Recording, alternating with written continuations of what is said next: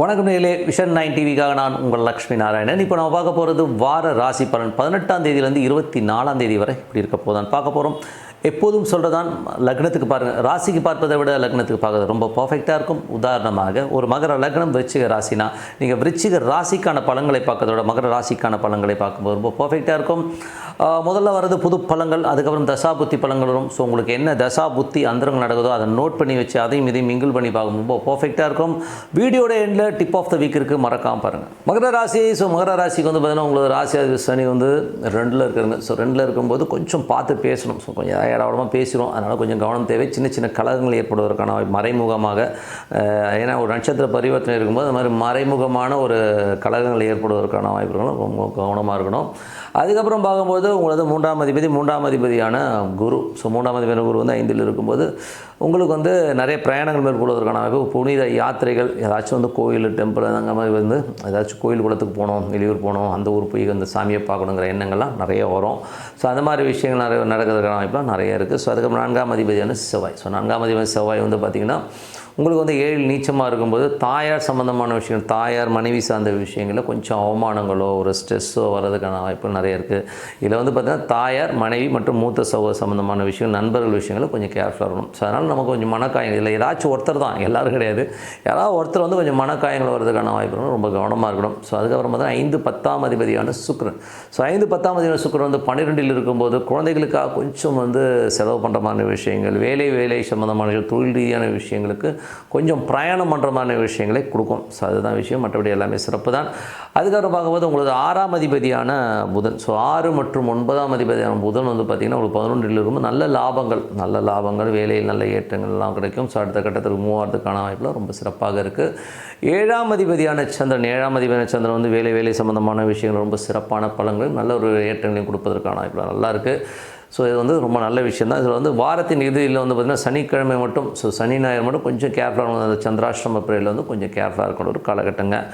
So அதுக்கப்புறம் பார்க்கும்போது உங்களுக்கு வந்து 8ஆம் அதிபதி. ஸோ 8ஆம் அதிபதி சூரியன் 11ல் விபரீத ராஜயோகங்கள், ஸோ திடீர் அதிர்ஷ்டங்கள், திடீர் லாபங்கள், நல்ல ஒரு பெரிய ஒரு லாபங்கள் கிடைப்பதற்கான வாய்ப்பு ரொம்ப நல்லாயிருக்கு. 9ஆம் அதிபதி 6 மற்றும் 9ஆம் அதிபதியான புதன் வந்து பார்த்திங்கன்னா உங்களுக்கு 11ல் இருக்கும்போது நல்ல ஒரு வளர்ச்சி கிடைப்பதற்கான வாய்ப்புலாம் ரொம்ப சிறப்பாக இருக்குது. அதுக்கப்புறம் பார்க்கும்போது 10ஆம் அதிபதியான சுக்கிரன் வந்து 12ல் இருக்கும்போது கொஞ்சம் பிஸ்னஸ் சம்மந்தமான விஷயங்கள், அலைச்சல்கள், கொஞ்சம் அங்கங்கே பிரயாணம் பண்ணுற மாதிரி விஷயங்களை கண்டிப்பாக கொடுத்துரும்.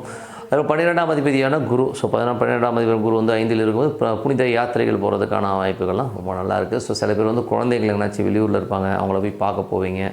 ஸோ அந்த மாதிரி விஷயங்கள் நடப்பதற்கான வாய்ப்புலாம் ரொம்ப நல்லாயிருக்கு. ஸோ அதெல்லாம் ரொம்ப சிறப்பு தான். அதுக்கப்புறம் என்னங்க இப்போ பார்க்க போகிறது, இது பார்த்தது வந்து பொது பலன்கள்.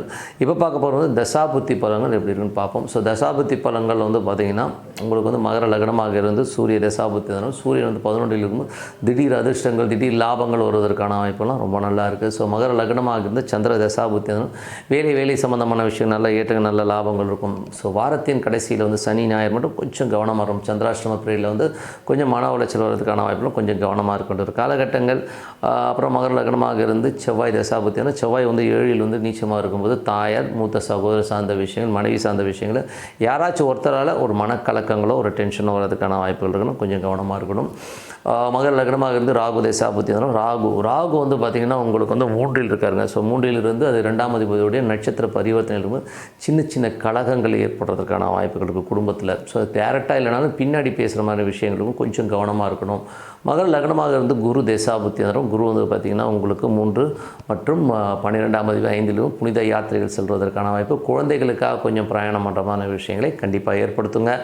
அதுக்கப்புறம் மகர லக்னமாக சனி தசாபுத்தியும் சனி வந்து பார்த்திங்கன்னா உங்களுக்கு வந்து 2ஆம் அதிபதி 3ல் வந்து கொஞ்சம் நட்சத்திர பரிவர்த்தனை இருக்கும்போது கொஞ்சம் வந்து சின்ன குடும்பத்தில் வந்து தேவையில்லாத ஒரு கலகங்கள் ஏற்படுவதற்கான வாய்ப்பும் கொஞ்சம் கவனமாக இருந்துக்கணும். தெரியாமல் பண்ணுவாங்க, பார்த்துக்குங்க. மகர லக்னமாக வந்து புதன் தசாபுத்தினா 6 9ஆம் அதிபதி வந்து 11ல் இருக்கும். பெரிய லாபங்கள், பெரிய ஒரு உத்தியோகத்தில் மாற்றங்கள், பெரிய ஒரு வருமானங்கள் வருவதற்கான வாய்ப்புகள் நிறைய இருக்குது. வேலை விஷயமாக நிறைய பிரயாணங்கள் மேற்கொள்வதற்கான வாய்ப்புகள் ரொம்ப சிறப்பாக இருக்குங்க. ஸோ மகர லக்னமாக வந்து கேது தசாபுதி, கேது வந்து 9ல் இருந்து அது சூரியனுடைய சாரத்தில் இருக்கும்போது நிறைய பிரயாணங்கள் மூலியமாக பெரிய லாபங்கள் வர்றதுக்கான வாய்ப்புலாம் ரொம்ப நல்லாயிருக்கு. அப்பா சார்ந்த விஷயங்கள், ஏதாவது கோர்ட்டு கேஸ் இருந்ததுன்னா அதனால் வந்து அதெல்லாம் சரியாகி உள்ள அவுட் ஆஃப் கோர்ட் போய் பேசி ஒரு தீர்வு காண்றதுக்கான வாய்ப்புலாம் ரொம்ப சிறப்பாக இருக்குங்க. மகர லக்னமாக சுக்கிர தசாபத்தி இருந்தாலும் சுக்கிரன் வந்து பார்த்திங்கன்னா ஒரு 12 இருக்கும்போது குழந்தைகள் மற்றும் தொழில் ரீதியான விஷயங்கள் கொஞ்சம் அலைச்சல்கள் கொஞ்சம் விரயங்கள் ஏற்படுவதற்கான எல்லாமே ஒரு சுப விரயமாக நம்ம மாற்றிக்கணும். ஸோ அவ்வளோதாங்க. ஸோ என்னை பொறுத்தவரை ஒரு நல்ல பிரார்த்தனை, மனதார இறைவனை பிரார்த்தனை பண்ணும்போது கண்டிப்பாக அடுத்த லெவல் போகிறதுக்கான வாய்ப்பு ரொம்ப சிறப்பாக இருக்குது. Of the week. So tip of the வீக்கில் வந்து பார்த்திங்கன்னா இப்போ பார்க்க போகிறது பணம். ஸோ எல்லோருமே வந்து பார்த்திங்கன்னா மேஜராக வந்து அலையிறதே வந்து பணம் தான். ஏன்னா வந்து மேஜராக பார்க்க வர முக்கால்வாசி கிளைண்ட்ஸ் பார்த்திட்டாலும் சார் எப்போ சார் பணம் ரொம்ப டைட்டாக இருக்குது சார்னு சொல்கிறதும், ஸோ கடன்கள் ஐயோ ஏகப்பட்ட கடன் இருக்குது சார் ஒன்றுமே புரியல சார் அப்படின்னு சொல்லிட்டு அல்லல் படுறதையும் வந்து நம்ம டே டு டே லைஃப்பில் பார்க்குறோம்.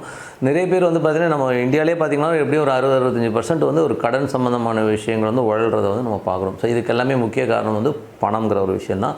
ஸோ பணம் என்ன பண்ணோம், பணம் எப்படி எப்படிலாம் பண்ணணுங்கிறதுக்கான வழி என்னங்கிறது தான் சொல்ல போகிறோம். ஃபஸ்ட்டு என்ன வழினா, என்னை பொறுத்தவரை சைக்காலஜி ஆஃப் இந்த ஒரு புக் ஒன்று படித்தேன். ஓகேங்களா, மணி, சைக்காலஜி ஆஃப் மணின்னு ஒரு புக்கு. ஸோ அந்த இதில் வந்து ஒரு டிப்பு கொடுத்துட்டேன். அதுக்கப்புறம் வந்து ஆன்மீக ரீதியான ஒரு டிப்பும் கொடுத்துறேங்க. ஃபஸ்ட்டு ரீதியான விஷயங்கள் வந்து சைக்காலஜி ஆஃப் மணியில் வந்து சொன்ன ஒரு விஷயம் வந்து எனக்கு ரொம்ப யூஸ்ஃபுல்லாக இருந்தது. அது எப்படின்னா, அவங்க என்ன சொல்கிறாங்கன்னா, பணத்தை வந்து ஒரே இடத்துல வைக்காமல் நீங்கள் ஸ்கேட்டர்டாக போனீங்கன்னா நீங்கள் உழைக்காமல் பணம் உங்களை உழைச்சி கொடுக்குங்கிறது ஒரு விஷயத்த சொன்னாங்க. பட் அது என் லைஃப்பில் நான் அப்ளை பண்ணதில் வந்து எனக்கு ரொம்ப யூஸ்ஃபுல்லாக இருந்தது. எனக்கு தெரிஞ்ச ஒருத்தர் வந்து என்கிட்ட வந்து ஒரு மோர் தென் ஒரு 30 இயர்ஸ் பிஃபோர் என்னை வந்து மீட் பண்ணும்போது அவர் சொன்ன ஒரு விஷயம் தான். ஸோ அவர் வந்து ரொம்ப சாதாரண ஒரு அக்கௌண்டண்ட்டு. ஸோ அக்கௌண்டண்ட்டாக இருந்தவர் வந்து பார்த்திங்கன்னா ஒரு கல்யாண பத்திரிகை வைக்கிறாரு. அவர்கிட்ட கேட்குறேன் நான், என்ன அங்கிள் அவர் கேட்டார், என்கிட்ட எவ்வளோ காசு இருக்குன்னு நினைக்கிறேன். அவர் சொன்னார், அப்போவே சொன்னது வந்து பார்த்தீங்கன்னா 2 பொண்ணு இருக்குது, 2 பொண்ணுக்குமே 8 lakhs வச்சுருக்கேன், அது இல்லாமல் என்கிட்ட எவ்வளோ இருக்குன்னு நினைக்கிறேன். நான் சொன்னேன், என்ன அங்கிள் ஒரு 5 ரூபா வச்சுருப்பீங்களா, 5 லட்ச ரூபா வச்சுருப்பீங்களான்னு. ஏன்னா அன்றைக்கி 30 வருஷத்துக்கு முன்னாடி 5 லட்சன்றது வந்து ஒரு பெரிய காசு. இல்லைப்பா நான் ஒரு 25 லட்சம் வச்சுருக்கேன்னு சொல்லி அப்போயே சொன்னார். அப்போயே எனக்கு ரொம்ப பிரமிப்பு. ஸோ அவர் தான் வந்து எனக்கு வந்து ஒரு காட்ஃபாதர் மாதிரி. ஸோ அவருக்கு அதுக்கப்புறம் வந்து நிறைய லோன்ஸ்லாம் வாங்கி நான் சின்னதாக வந்து ஒரு இன்வெஸ்ட்மெண்ட்ஸ் வந்து ரியல் எஸ்டேட் இந்த மாதிரி விஷயங்களில் பண்ணும்போது அது வந்து ஃப்யூச்சரில் வந்து ஒரு பெரிய பலமாக இருக்கிறது வந்து உண்மையான விஷயம். ஸோ அதனால் வந்து நம்ம வந்து ஃப்யூச்சர் பிளான் பண்ணும்போது நிறைய பேர் வந்து பார்த்திங்கன்னா ஷேர் மார்க்கெட்டில் வந்து போட்டால் காசு வரும்னு சொல்லிட்டு விட்டுறாங்க. ஏன்னா என்றைக்குமே ஒரு கம்பெனி, ஒரு வெளியில் இருக்க ஒரு கம்பெனி வந்து நமக்கு லாபம் நீட்டி கொடுக்குங்கிறது வந்து ஒரு தப்பான கான்செப்ட்டு. இதில் வந்து கோல்டு பார்த்திங்கன்னா உங்களுக்கு வந்து ரொம்ப லேட்டாக கொடுக்கும். இப்போ கூட லேட்டஸ்ட்டாக வந்து ஒரு 6 மாதத்தில் பார்த்திங்கன்னா இது நிறைய ஏறிச்சு. பட் ஜென்ரலி பார்க்கும்போது ஒரு ரேட் ஆஃப் இன்ட்ரெஸ்ட்டில் வந்து பார்த்திங்கன்னா லேண்டுங்கிற ஒரு விஷயம் வந்து உங்களுக்கு ஒரு 30% வருஷத்துக்கு வந்து உங்களுக்கு லாபம் ஈட்டி கொடுக்கும். அது எப்படி ஈட்டி கொடுக்கும்னா, ஒரு 1 லட்சம் போடுறீங்கன்னா அடுத்த வருஷம் வந்து 1,30,000, அதுக்கு அடுத்த வருஷம் 1,30,000 வந்து இன்னொரு 30%. ஸோ அந்த மாதிரி ஏறிட்டு போகும். பட் இது இமீடியட்டாக நடக்குமானா இமீடியட்டாக நடக்காது. ஒரு டைம், அதாவது எப்படின்னா ஒரு 5 years டைமில் வந்து இந்த பர்சன்டேஜ் கண்டிப்பாக ஒர்க் அவுட் ஆகும். இது வந்து நீங்கள் உழைக்காமலே வந்து உங்களுக்கு பணம் வந்து பல கோடிகளாக வரதை வந்து நீங்கள் கண்டிப்பாக வந்து லேண்டில் பார்க்கலாம். ஸோ லேண்ட் வச்சுருக்கவங்க மட்டும் இல்லை, உங்களுக்கு ப்ராக்டிக்கலாக நீங்கள் பார்த்தீங்கன்னாலே தெரியும். நீங்கள் வாழ்ந்த ஏரியாலே வந்து ஒரு லேண்ட் வந்து ஒரு 10 வருஷத்துக்கு முன்னாடி என்ன ரேட் இருந்தது, இப்போ என்ன ரேட்டு போகுதுன்னு நம்பதே எனக்கு தெரியும்.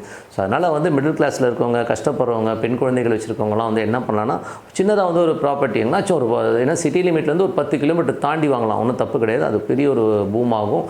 அது ஃப்யூச்சரில் வந்து உங்களுக்கு க்ரிப்பாகவும் இருக்குங்கிறது தான் உண்மையான விஷயம். இது வந்து tip number 1. So tip number 2 என்னென்னா, ஆன்மீகத்தில் வந்து பணம் வரணும்னா என்ன பண்ணலாம் அப்படிங்கிற ஒரு விஷயத்தை சொல்லுவோம். ஸோ அதில் வந்து பார்த்திங்கன்னா கிராம்பு. ஸோ கிராம்புங்கிறது வந்து ஒரு மெயினான ஒரு ரோல் ப்ளே பண்ணும்.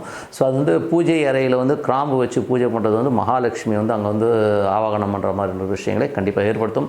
கிராம்பும் ஏலக்காயும் வச்சு நீங்கள் பூஜை பண்ணும்போது அந்த இடத்துல வந்து மகாலட்சுமி குடியிருப்பாங்க. அது மட்டும் இல்லாமல் வந்து நீங்கள் கிராம்பை வந்து வாயில் போட்டுட்டு ஓரமாக ஒதுக்கிட்டு ஒரு முக்கியமான டீலோ ஒரு பொருளாதார சம்பந்தமான விஷயங்களை பேசும்போது அங்கே வந்து அந்த இது வந்து வெற்றிகரமாக நடக்கும். அது மட்டும் இல்லாமல் அது ஒரு பெரும் பணம் தருவதற்கான வாய்ப்புகளை கண்டிப்பாக ஏற்படுத்துங்க. ஸோ அது வந்து ரொம்ப சூப்பராக இருக்கும். அதுக்கப்புறம் பார்க்கும்போது கிராம்பு பொடியை சில பேர் வந்து சாப்பிடுவாங்க. ஸோ டெய்லி வந்து அந்த கிராம்பு பொடியை சாப்பிட்டு வந்தீங்கன்னா உங்களுக்கு வந்து அந்த ஒரு பாசிட்டிவிட்டி வந்து கண்டிப்பாக கொடுக்கும். ஸோ பணத்தை ஈர்க்கக்கூடிய ஒரு விஷயம் கிராம்புக்கு இருக்குது. அந்த கிராம்பு வந்து சின்னதாக ஒரு பேப்பரில் மடித்து நீங்கள் பர்ஸில் கூட வச்சுக்கலாம். ஸோ இந்த மாதிரி பண்ணும்போது கண்டிப்பாக பணம் வந்து ஒரு வேறு லெவலில் வந்து வருவதற்கான வாய்ப்புகள்லாம் இருக்குது. ஸோ அதனால் வந்து இதையும் வந்து நீங்கள் வந்து முயற்சித்து பாருங்கள். இந்த டிப்ஸ் வந்து கண்டிப்பாக உங்களுக்கு உபயோகமாக இருக்கும்னு நினைக்கிறேன். ஸோ உங்களோட விடைபெறுவது உங்கள் லக்ஷ்மி நாராயணன். நன்றி, வணக்கம்.